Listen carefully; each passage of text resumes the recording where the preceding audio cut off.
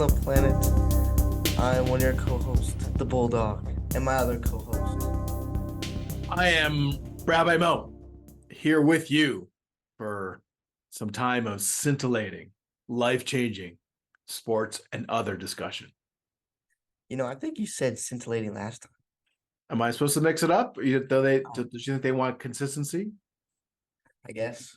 I mean, You say the same thing every time we start. I know my tagline has to be the same, but Right. yours, I feel like. All right. Well, I'll come up with new words next time. How about some provocative and life-changing sports and other discussion? I like that. And also for the listeners, I got a mic, so my voice will sound even better now, even though I didn't need it before. I'm feeling it. It's feeling great. It's feeling great. So So shall we get into it? Are you ready?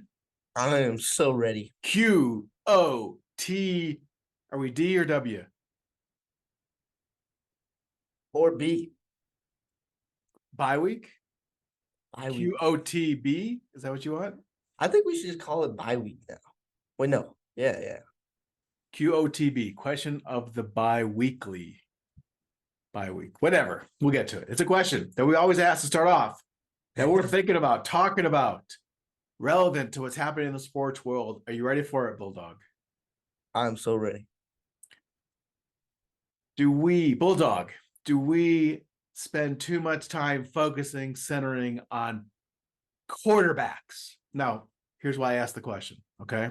Well, I think we all know why you're going to ask the question, but go ahead. Well, I think it's pervasive. It's everywhere. I mean, if you look to the college world, there's an undefeated champion team in its college football conference who was left out of the playoff picture. Why? Because their quarterback got injured. Now, last time I checked, you're supposed to win games as a team, and they have won games. And maybe they're even a better team because they won teams without their quarterback. But be careful. You're going to go down the road of if the CFP is good and that whole thing. That's not what we're discussing right now. No, but it's quarterbacks, because that was the reason. That is the only reason they weren't put in. And then you go to the NFL, which that's not true. Well, you can let me stick to the question. Okay, Say or not. What do we have? I was like, get to the question, bro. I'm setting up the question. Okay, context. Go ahead. I'm sorry. NFL, way too quarterback centered. I mean, you have a quarterback. So you're answering the question now without even asking it. Okay.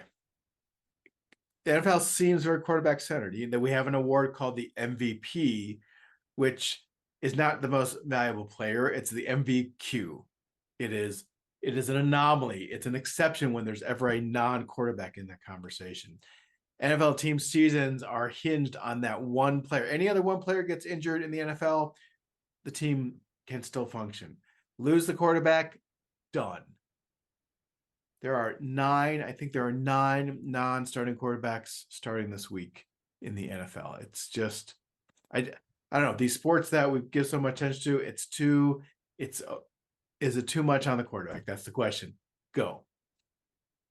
Well, surprisingly, actually, we have a different standpoint, a different viewpoint about this. I think your quarterback is, I haven't said my standpoint yet, the most important position. So if you ask me, underrated, rated, or overrated, I would still say it leans more towards underrated, rated about our QB position. Because if they have that big of an impact where a team is going from top 4 in the country, definitely in the CFP, to like top 20 just because of their defense, I think quarterbacks are definitely most important. And then you have all these NFL teams, like you said, none of them are being like serious contenders just because their QB's out, and they cannot put anything together just because of QB. And you can't have a QB that's going to throw your star wide receiver the ball, and all you have is a run threat. It's easy to scheme against. So you're saying we're not focused enough on quarterback? Yeah. Is there something wrong with a team sport that is so dependent on one player that way? I mean, you can design an offense that has more than one person throwing the ball, but you need to have somebody to get the ball downfield, and that's how the sport works. You have to have more than one way to get it down the field, and when you eliminate one of them, it's so easy to play against the other. I know, but isn't that isn't that too much? I mean, it's not tennis where you're playing singles and it's only one guy. It's not golf where you're not playing on a team. It's a team. In a way, it's maybe the ultimate team sport, and it's it's all hinged on this one player. Not just what happens in game in the NFL and successive franchises, but how we evaluate, like in college. That Florida State, Florida State, if they had their quarterback who got injured, they would be in a playoff. But they were given a value judgment they didn't have their quarterback, so they're not in, even though the team is still winning. And the NFL's not. Yeah, I think it's too much. I think there's something. I don't know how to fix it, or even. There's no solution, because I also disagree with how football's biggest team sport. On defensive side, I agree, but offense, you have three skilled. Like, I know you need the offensive line to block or whatever, but you have the main skill positions, and if you have a better, then he's going to outperform and take over, and that's why you need the QB to be at a high level. So if there were an offensive lineman here, he would kick your ass. well, good thing there's not. But I don't think that's another discussion. I don't think it's the biggest team sport, but really, yeah, there's a lot of individuals on the football field. Yeah, but there are 11 people on one side who have to work in coordination every play. There's no other, But they're working in coordination to get themselves. Like, most of the time, they're trying to get themselves over. Well, a few players, yeah, but you're working coordination for those few players, but it's not. One guy can't do it. The QB can do it though. But he can't. But no, I guess I'm saying I don't think George trying to turn that team. I don't think so. I think a quarterback can take you a different level or bring you back from a level, but one player does not make or break. And I think that's, I don't know, that's just, it's not what we purport to be about, sports, teamwork, things like that. I don't know. It just bugs me. So what are you proposing then? What do we? I have no proposal other than to bitch and moan about it. Okay. Did the rabbi just cuss? Is bitch really a cuss word? I do think so. Also, you named it MVQ. We'll start calling you MVR. The most valuable. Oh wait, no wait. Most valuable. Yeah, most valuable rabbi. Okay. What's the award? What do I get for that? It's just a title. Is there some? Yeah, some you get prize? to be blessed by God. Which implies I'm not already. More so than everybody else. More so, more than everybody else. He pays a little bit more attention to you. But I don't want. See, but that's it. I don't want to be. By nature of doing it, quarterback shouldn't want to be. A quarterback should want to be. Yeah, the good quarterbacks disperse the ball. Yeah, exactly. But you need a quarterback that can throw the ball to everybody to be successful. So that's why it's valued the most. Just too much. Just too much. And also, another sport management point.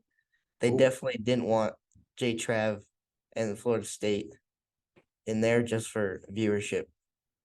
So, and excitement. Well, that's another. It would be a defensive game. Are we going to talk about this then? Because I mean, if the question is, what is the playoff?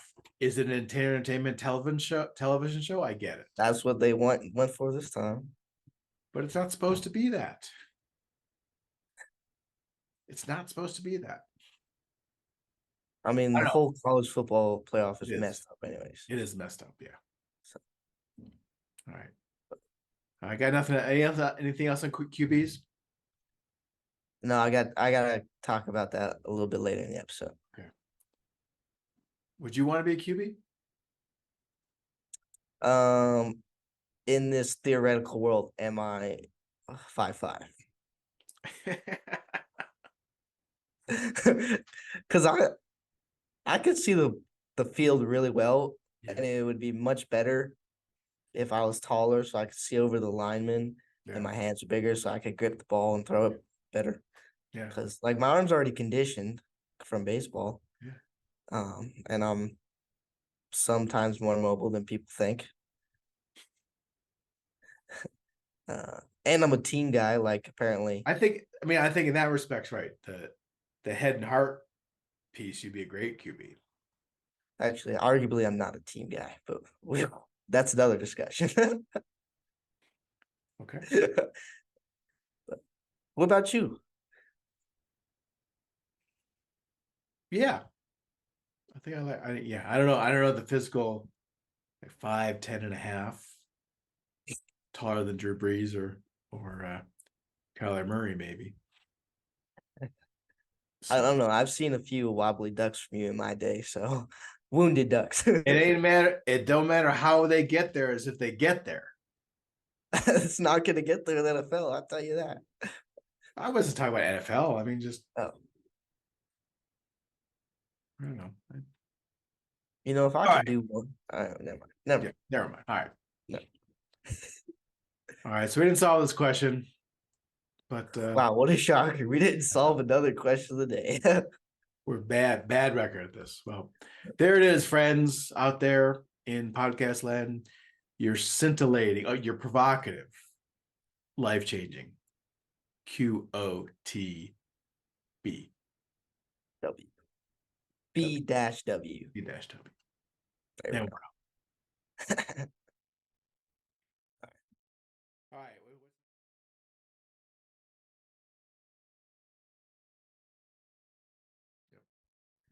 All right. For next segment, we are going to bring back one that we did a couple weeks ago, where I tried to teach Rabbi the terms of ultimate frisbee.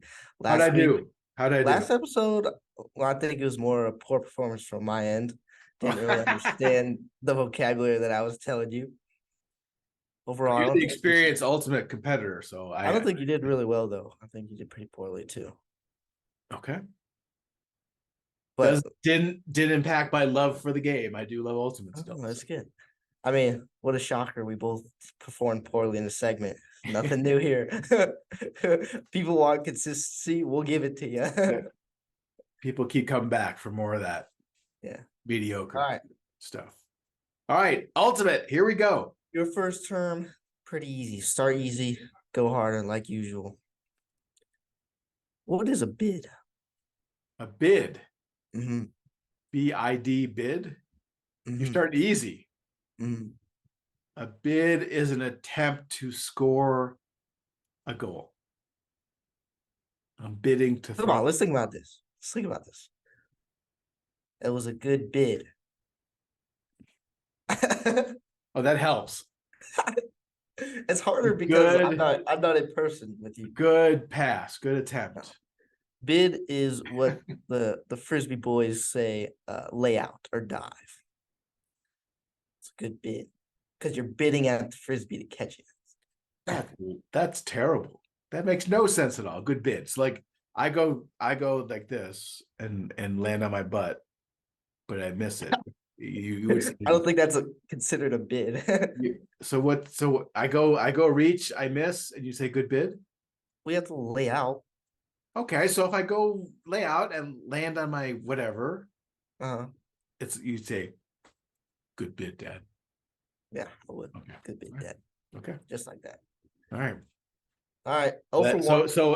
So in that attempt to answer that question, could you say that to me? Good bid, Dad. Good effort. I wouldn't say it like that. I'd be like, nice bid, man. All right, well, I thought I was starting off easy, but apparently not. Yeah, I'm in trouble now. When do you call an ISO? I call an ISO when I feel like I have my defender beat and can outrun that person and catch the frisbee. So you're telling me ISO. What is the primary rule when you call ISO in sport? What's the primary rule when I call ISO? Yes. Isolation, right? It's isolation. Yeah, but in basketball, when do you call ISO? When I'm got a mismatch. No, obviously, we don't. The person who has the freaking ball has to call ISO. That's the the person who has the ball called ISO. I see. So they see a mismatch. Nobody, if you don't have the ball, you're not going to call ISO, right? You say, hey, I'm open. Okay. So first of all, it's the dude with the frisbee. Okay. And it's when we're close enough to the end zone, so like probably 15 yards inwards to the end zone, and it calls an ISO. And usually, how we ran it, at least, you got two people that they like their matchups, and everybody else just kind of goes away, kind of stands in the corners, gets out of the way, and then those people kind of just mix and match and do some cuts and try to get open in the end zone. So I wasn't that far away from that. That is an ISO. If a but mismatch. Like, the guy who has the frisbee chooses who's gonna ISO. So I got the idea right, but I got the wrong person who calls it. No. Yes. I said okay, well, mismatch. I gotta. Okay, I'll be like, okay, sure, fine. You can have a quarter of a point for that one. That's a half a point. I got half of it right. Okay, fine. You think it's half? Our listeners will tell us if that's half or a quarter. So, all right, so one half for two. Half for two. Okay. What is a poach? Interception, steal. That's your final answer.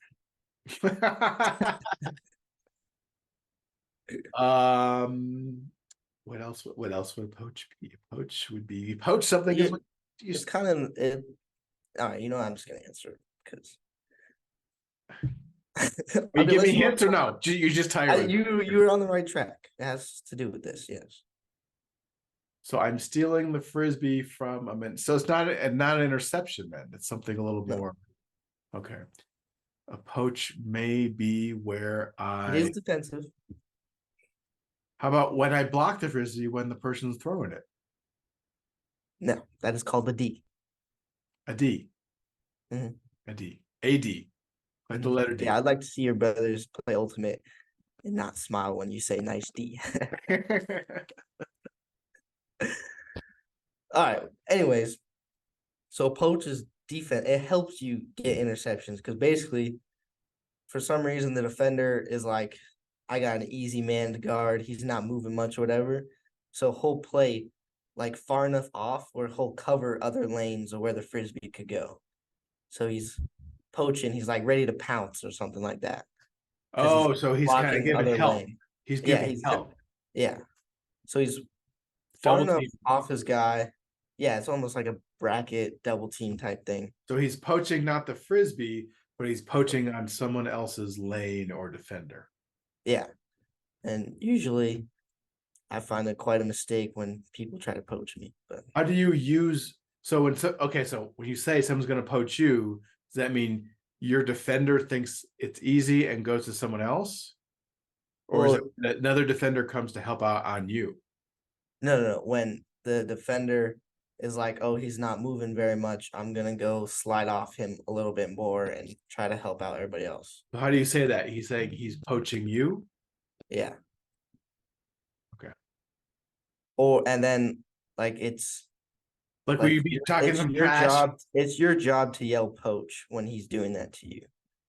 Because then basically so then your teammate knows. Like especially whatever way. Yeah, because he'll be farther off and so when your job, like if he's poaching me, is to cut the opposite way because I have like 5 to 10 steps on him. So would you use this in trash talking, like defenders on you, like, don't poach me, boy? No. I wouldn't even say anything. You don't want him to. You want him to poach you. Because you want him to go ahead. Go poach everywhere else. Okay. So you might say, yeah, go. I'll be seeing you in the end zone. All right. Don't poach. All right, you want to do one more? Bring it. What did I get? I didn't get that one at all. So no, is that a quarter? That's a quarter point. It was a defense. I knew that. So I got 3. No. All right, we're giving pity points. Apparently, I got 3/4 out of 3. I got 3/4 out of 3. Okay. What is a Callahan? This is like the prize rarest thing in Ultimate. Arguably. The long throw downfield from end zone to end zone, score. Callahan. That just sounds like a Hail Mary. Do you call it a Hail Mary? It's a different sport. Maybe it's a different name. Well, it's more like just kind of chuck it deep. So it's not a chuck. So what do you call that? What do you call that in ultimate when it's goal line to goal line? Chuck? Chuck, yeah. Okay. So it's not chuck. Callahan. And it's named after a dude named Callahan. An ultimate frisbee dude? Yeah. I don't know why him, but well, it's a good thing. It's a great thing. It's a great thing. Defensively. Offensively, it's a terrible thing. I mean, so you said it's rare, so it's not just an interception. Yeah. It is actually deflecting the frisbee when you're defending the person who's throwing it. There you go. That's we just talked about this. I guess that's a D. block. That's D. That's D. Sorry. Well, that's somewhat of a D is a block, but yeah. Okay, so it's not that. Okay. All right. I guess this is gonna be 0. Callahan is kind of like a football safety where you intercept the pass in their end zone, and you land in the end zone, so you get a score. So in ultimate, you can go into your own end zone. Yeah. But if your opponent intercepts, I see. So you're kind of throwing behind you into your own end zone. Yeah. Yeah. Because you can do that in ultimate. Okay. But wait a minute. I said interception, and he's like, no, it's not an interception. So I said it was more. What? You did not. That's partial points. That's partial points again. You said it's special, so it can't just be an interception. I said, yeah. But that's misleading the witness. How is that misleading? You asked me a question. Part of the Callahan is an interception. Okay. All right. Well, yes, but you said it has to be more special than that. I said yes. What else you want from me? You're asking bad questions here. All right. Well, Rabbi is 1.25 out of 4. So you gotta quiz me on. When I go play Ultimate Camp, I'm gonna use all these terms and the kids know what I'm talking about. You know what we should do? Flip it around, and you give me like a rabbinical term. So we'll see about it. I don't know if that's interesting. Or is that interesting for people to listen to? I don't know if this is interesting for people to listen to. I don't know. A lot of people care about the rabbi that I know. So or not pickleball or squash. What's the other one? Racquetball. You can teach me some racquetball terms. I could. Again, not sure anyone interested. Maybe we'll give you some woodworking terms. I'd be more interested in rabbinical, but okay. All right. Well, we'll consider that. We'll ask our fans, all 3 of them, if we should consider that segment. All right. I'm very excited for more Ultimate. Thanks for teaching me up. Anytime.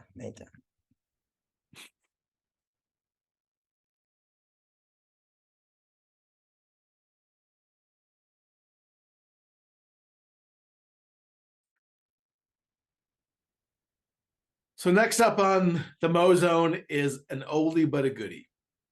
It is You Can't Gope With Me. Now, gope, if you don't know, is a term, you know what goat is, right? Greatest of all time.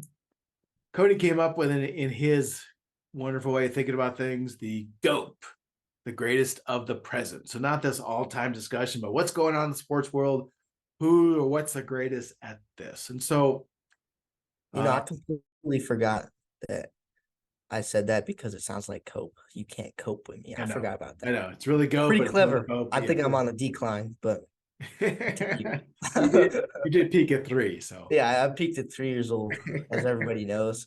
I'm just withering away here. Recorded a podcast. Right. You used to do it, now you just talk about it. Yeah. Well, there you go. What's going to be in the next 5 years? Who knows? Who knows? All right. Again, our 3 listeners can't wait to find out.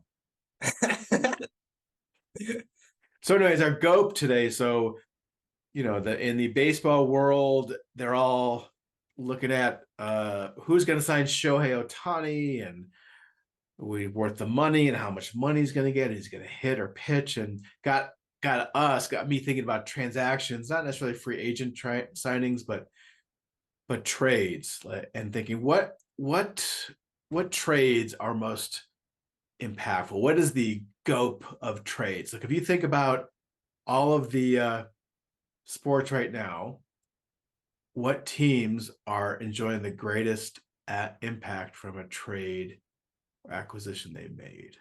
So yeah, is that right that we're doing?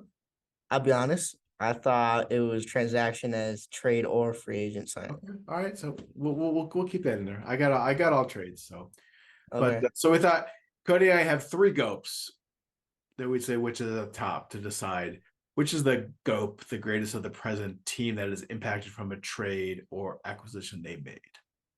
All right. Would you like me to go all three first, or? I think let's go back and forth. Okay.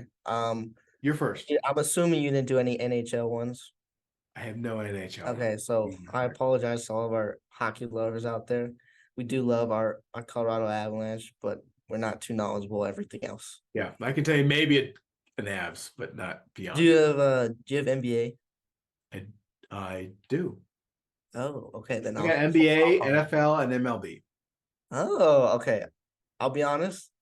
I was looking at NBA and I was like, I'm not a huge fan. I don't really think nothing came to mind for me. So I'll be interested to hear that. But for my first one, I wanted to discuss the past World Series winners, the Rangers. Not only did they sign Eovaldi in the offseason, they also added Jordan Montgomery. And those two absolutely carried them through the postseason. They got the recipe for success in the postseason. I know what you're going to say. Stop. Just stop. The recipe for success in the postseason is you have to have two dominant starters, and that that might be an understatement of how well they did in the postseason. So I think that turned out pretty well for them. What was I going to say? You're going to say, well, that's not one thing. That's two. Yeah, you're right. That's one. You got two transactions. Okay, I did one team, but like that's pretty recent. I could say I could go either way. You said the last two World Series winners. You said the last two World Series winners. Was one of those last year's World Series winner? No, I said the last World Series winner. Okay. We can go back to the tape. Let's hear yours. Since you started MLB, I will start MLB. I think the team that is at the moment greatest impact from a trade they made would be the Los Angeles Dodgers. And in 2020, they traded Mookie Betts for Mookie Betts. And not only it's short-term, long-term,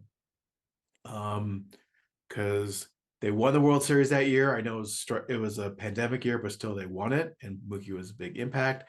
And he continues to be just a huge, impactful, great cornerstone player for them. So, and really a center of what they do. And because of who he is and all the positions he plays, he's just invaluable. So I think, as I looked around the league, they are still impacting from that trade. And just yesterday, Verdugo got traded away from the Red Sox to the Yankees. So it looks even better for the Dodgers. So I would say Mookie Betts to the Dodgers 2020. No, I might say that you're a Dodgers fan for how much you talk and love on them.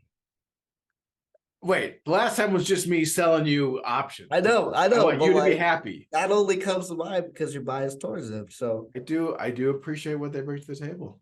I think it's because I'm jealous. We all want what we can't have, right? Maybe that's it. Maybe that's it. All right. Okay. Next one. What league? You staying in base? Oh no. I have NFL. And I do have it's the same thing. I have two players dominating. But I'll only do one. Did you follow these rules? Did you get your connection for bold? Let me say we're not even bold predictions. This is nothing compared to bold, okay? Tyreek Hill. Dolphins traded for this man 2 years ago now. And he has absolutely helped that offense just soar. Do I have anything else to say about it? Pretty self-explanatory. Wait, you said there were two? Or just one? I do, but you were going to make fun of me, so I'm refraining from saying it. Well, no, I'm curious. I think, so he'll make any quarterback look good. That's another conversation. I don't think Tua is that great, but He can score anything. He can make anything open. He gives you so many options in the run game with all the motion and stuff that they do. Their offense is way better than it was. And I know the Chiefs won the first year without him, but now defense are starting to figure out that they can just close in on Kelsey and it causes problems. So the Chiefs their offense isn't as great as the Dolphins is right now. So what? I mean, they score a lot of points, so I guess that's a nice impact, but they can't beat a good team. So I don't know. I don't know. It's fine. Meh. Okay. It's a nice trade. All right, let's see you one up me. Let's see you call and raise. Let's see this. Well, my NFL? Yeah. I know what you're gonna say to this one too. So oh no. Is it Russell Wilson? No. That is not a GOAT. In the year 2000, the New England Patriots. Wait. Wait.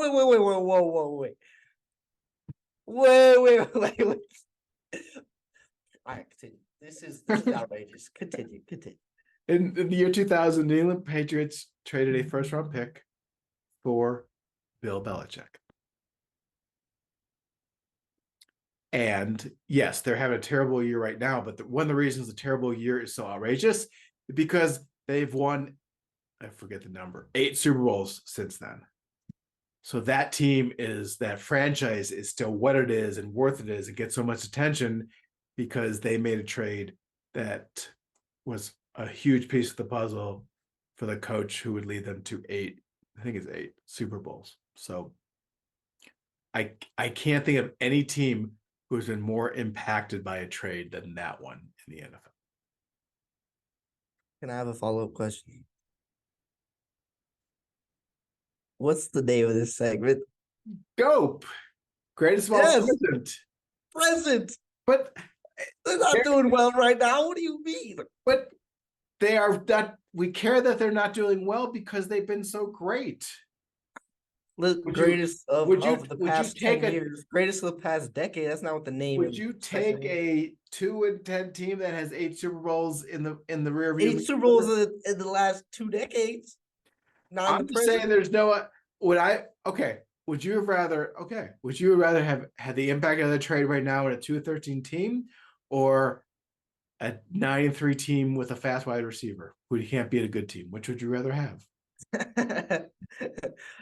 If we're talking in the present, right in this freaking moment, I'd rather have a team that's in playoff contention. Please, thank you.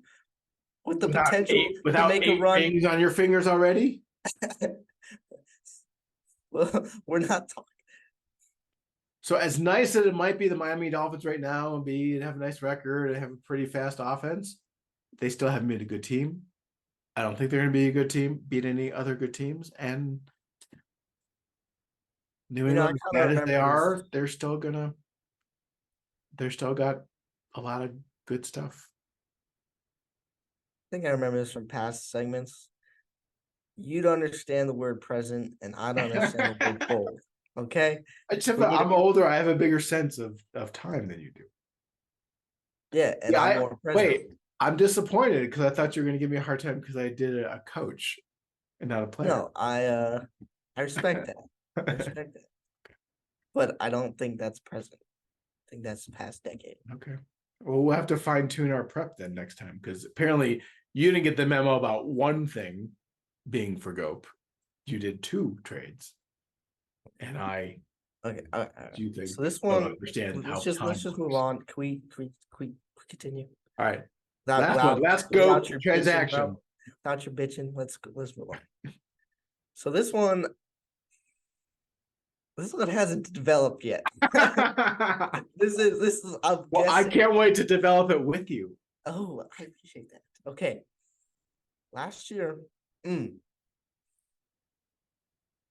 the Packers decided to let Aaron Rodgers go.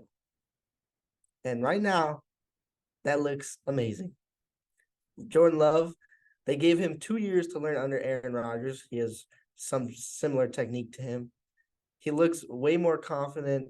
He's progressing every game. He looks really good right now. The team loves to play for him. They're on the up. They're on the come up, and Aaron Rodgers, all the drama, publicity it brings with him is gone. And they had their share. They had their time. Super Bowl list with him.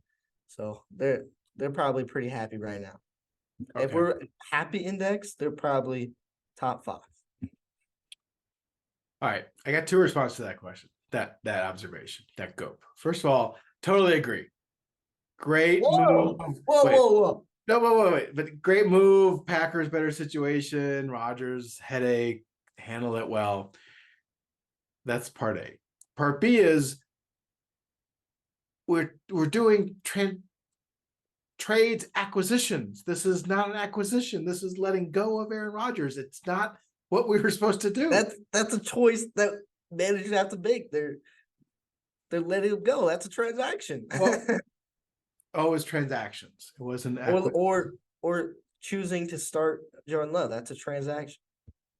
That is, choosing to start Jordan Love is not a transaction. A transaction is where you acquire a player. I guess technically letting go of a player is a transaction. I guess they did trade him, did they? Wait, did they trade him?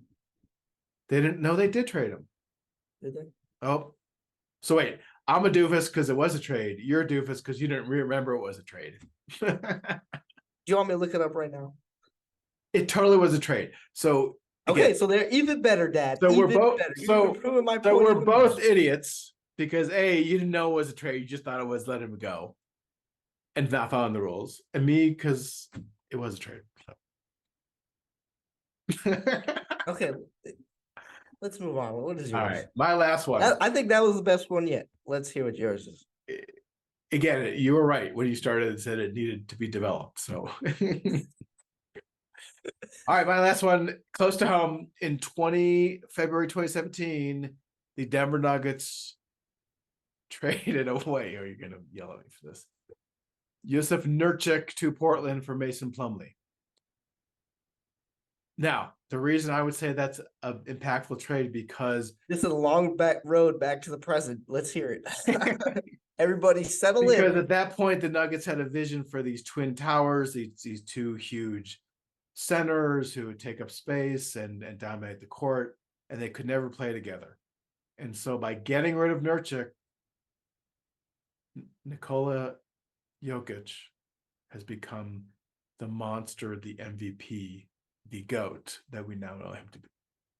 So that trade enabled Joker to become Joker.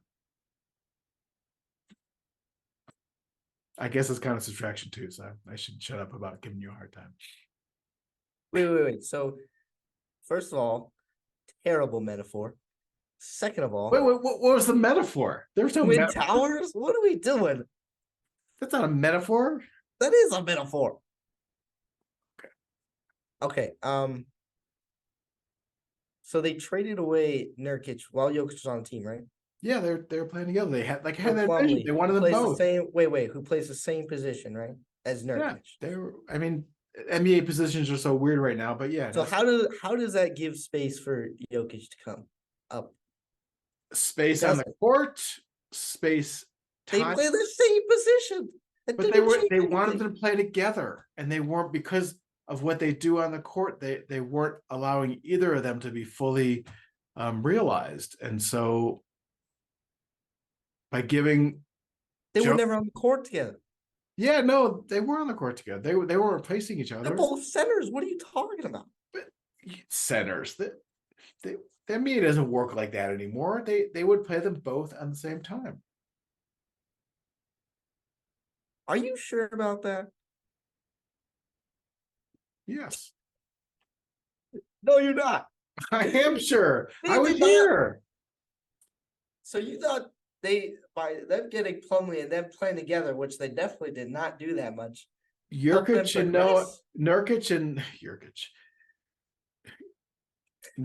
and Joker, they wanted them to be on the floor together. Yeah, it wasn't Nurkic for Joker. It was. If I keep saying this too many times together, call him Yusuf. Totally. Call him Yusuf. Yusuf, okay. Joe. Can you call him Joe? Joe and Nick. Anyways, Okay, fine. So we tore apart and hated each other's GOP transactions. All right, so I feel like that's always gonna happen. We're just gonna tear each other apart. So I'm very happy and proud of mine. So I'm very proud of mine. okay, all right. Yeah. Yeah, while your two twin towers are being absolutely destroyed, I will be over here happy in the Packers in Wisconsin. So You and your Texas Rangers. There you go. there we go.